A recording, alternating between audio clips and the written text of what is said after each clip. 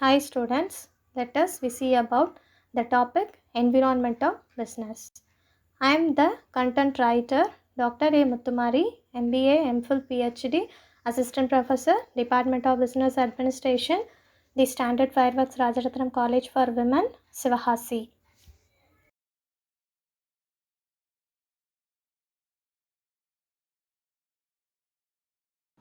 Some of the learning objectives outline the concept of various business environment and its components. Plan the business objectives based on the cultural environment, economic system, and identify the social responsibility of business. Analyze the business activities based upon different environment under which business operate with ethics and corporate governance. Evaluate the factors of the environment and its impact on business. Yes, let us we see about meaning of environment of business.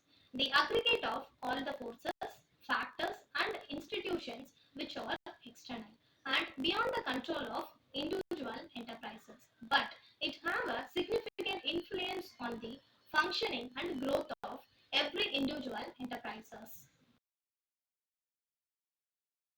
Yes, now we see about the types of environment. For this, we have two types, that is internal environment and external environment.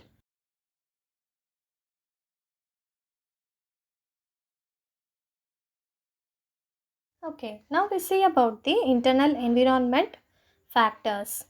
First one, culture. The values, beliefs and attitudes of the founder and top management of the company exercise a strong influence on what the company stands for and how it does things and what it considers important. So, when the value system is shared by all the members of the organization, then only the organization should be successful one. For example, Narayana Murthy, he is the founder of Infosys Technology. He have high ethical standards of Infosys Technology. Similarly, the Wipro Corporation and Tata Steel. Next one is mission and objectives. The business philosophy and the purpose of the company guide its priorities, business strategies, product market scope, and development process.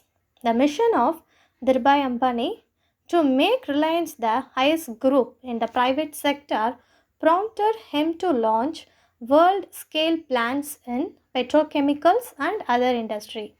At the same time, Ranbaxy, they have a mission to become a research based international pharma company led it to enter foreign markets. So these are the mission and objectives of different organization, and also it guide and it trust areas and create some good portfolio strategy in their organization. Next one is top management structure. The company composition of the board of directors, the degree of professionalization of management, and the organizational structure of a company have important one for business decision. So the board of directors set the direction and monitor the performance of the company. So it also comprise having high qualified and responsible out of all the persons. So such board directors is an important person for every organization. Then only we take good and sound management structure and styles. It facilitates the good decision making. Next one is power structure. The internal power relationship between board of director and chief executive is the most important factor for every business concern.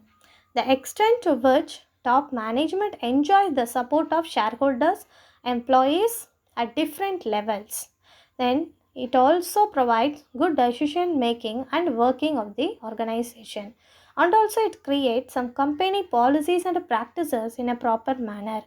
Next one is company image and brand equity. The image and brand equity of a company play a significant role in raising finance, forming alliance, choosing dealers and suppliers, launching new product, entering foreign market, etc. Next one, human and other resources. The competence, morale and motivation of employees play a vital role for a success of every business firm. Tata Steel should easily carry out a large scale modernization and a restructuring. So, some of the companies face great difficulty for carrying this type of programs due to strong resistance by employees and their unions. And also, some of the financial position and capital structure, distribution system and marketing competence, R&D and technological capability, physical assets, facilities, management information system or the other resources which influence the competitiveness and success of a company.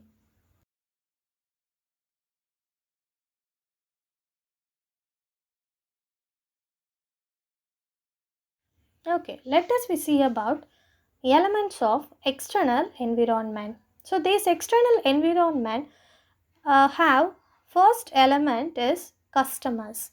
The people who buy a firm product and service, that person is called customers.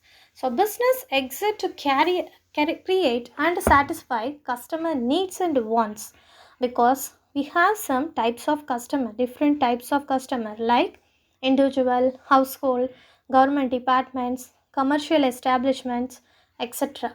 So, for example, the customer of a paper company may include students, teachers, educational institution, business firms, and other users of stationery. So, in order to be successful, a company must understand and meet the needs and expectations of the all customers. So we have to target the particular customer group and market the products in a particular segment. Then the profitability, elasticity of demand, dependability, degree of competition, and the growth prospects. It is generally risky to depend upon a single customer group. So, the customer environment is becoming global due to increasing globalization and liberalization of the economy. With the opening up of Indian market and foreign market, the customer is becoming more global in the matter of shopping. Next one is competitors. A company may have both direct and indirect competitors. First, we see about the direct competitors. The persons are they offer some of the same and similar products and service to the competitive environment. For example, Sony TV faces different competition from other brands like LG, Samsung, Onida, Videocon, BPL, etc. In indirect competition comes from firms lying for discretionary income. For example, a cinema houses. It faces indirect competition from casino and other marketing entertainment. Due to economic liberalization and globalization, Indian companies are now facing competition from both domestic firms and multinational corporations. Next one is suppliers. Suppliers refer to the people and groups who supply raw material and component to the company. Reliable sources of supply enable the company to carry on uninterrupted operations and to minimize inventory carrying cost. So suppliers are influence quality level and cost of manufacture. So it is a very risky one for single supplier. Suppose if they go for any strike or other production problem of supplier may cause interruption in manufacturing. So, it is really advisable to develop and sustain multiple sources of supply. Next one is marketing intermediaries. Several marketing intermediaries help a company in promoting, selling, and distributing its product to customers. That persons or middleman like agent, wholesaler, retailer. That persons can link between company and its customer, and also transportation firm and warehouse agencies and physical distribution of products. These are the things are also middlemen. The next one is advertisement agencies, marketing research agencies, insurance companies, also one of the type of marketing intermediaries.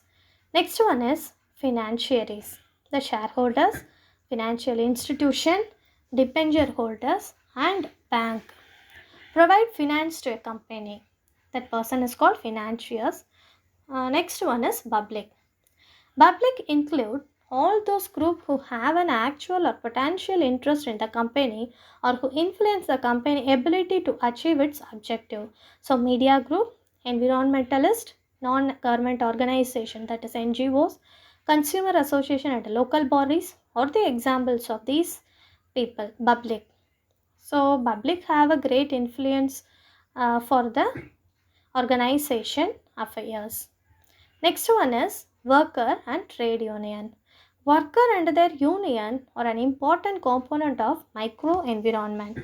A firm relation with its workers and trade union have a significant impact on its functioning and performance. Companies' work environment and industrial relation system must be conducive to efficient functioning.